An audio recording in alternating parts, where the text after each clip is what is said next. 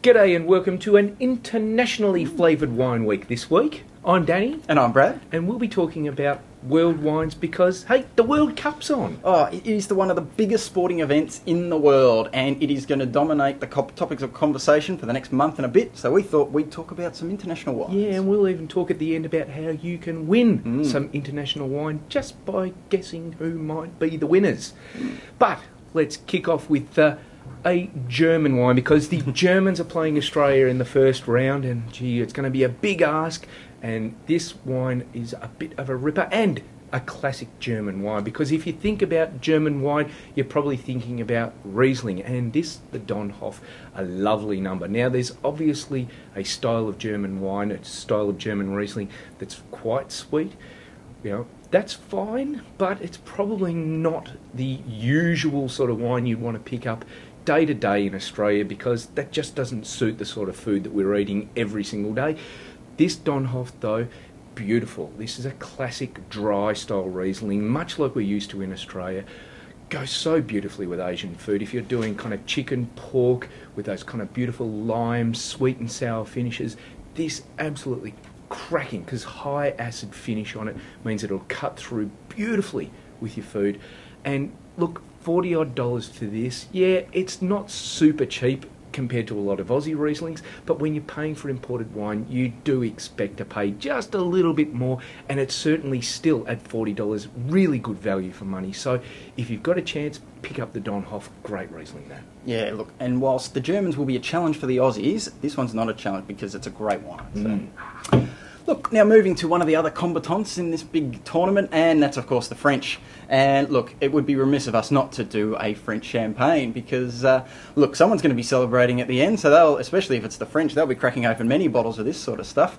And look, one of the ones that we're looking at here, this is the Pierre Peters, and it's their Blanc de Blanc. Blanc de Blanc meaning made entirely out of white grapes. In this case, it's just 100% Chardonnay. Now, the Pierre Peters, this is from a champagne grower. So, look, here in Australia, most people would be familiar with the really well-known champagne houses that produce just tons and tons of the stuff, like your Moet's and Verve and those sort of guys. But recently we've started to see a few more of these being imported into the country. And they might be a little bit harder to get, but they're not necessarily more expensive. For example, this one about the $70 mark, which you pay for good champagne. But you're getting some really interesting characteristics here, and really good quality grapes. It's all Grand Cru stuff here, which means, you know, it's really the best stuff.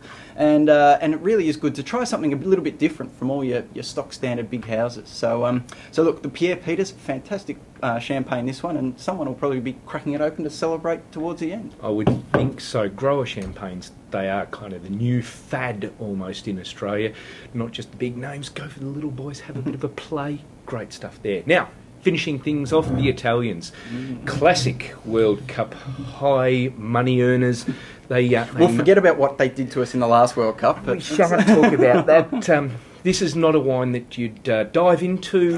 No, it is actually. This is a great wine. I love this Castello di Monstano Chianti Classico. So, a Sangiovese-based wine.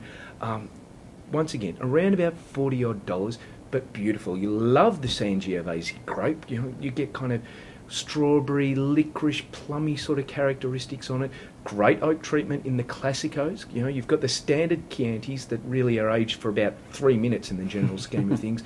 Then the Classico that have at least a year in the barrel, and then a bit more time in bottle age as well before it's allowed to actually have the Classico name written over the top of it. This gorgeous. So if you're into a Sangiovese, definitely have a go at this.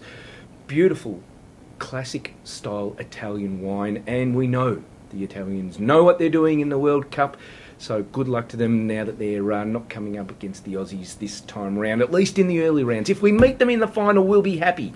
And you'll be happy if you can get hold of this, because we're going to give one of these away. That's right. This is part of our dozen wines, thanks to the guys at Mondo Imports that they've kicked in to win for our World Cup tipping competition. Yeah, there's more than $400 worth of German, French and Italian wines that we'll be giving away.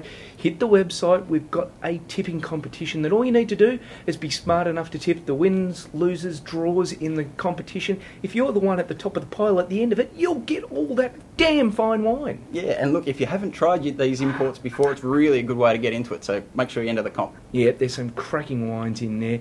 As I say, hit the website, hit Twitter, hit Facebook, the details are there, and we'll be tipping there. We won't actually be in the running to win, but even if you don't win the grand prize, you still might beat us, so that's something. Yeah, look, and it's going to be a great tournament. Good luck to the Aussies. Big weekend ahead. Yes, go the Aussies. Anyhow, that's it for this week. We'll see you all again next week. See you next week.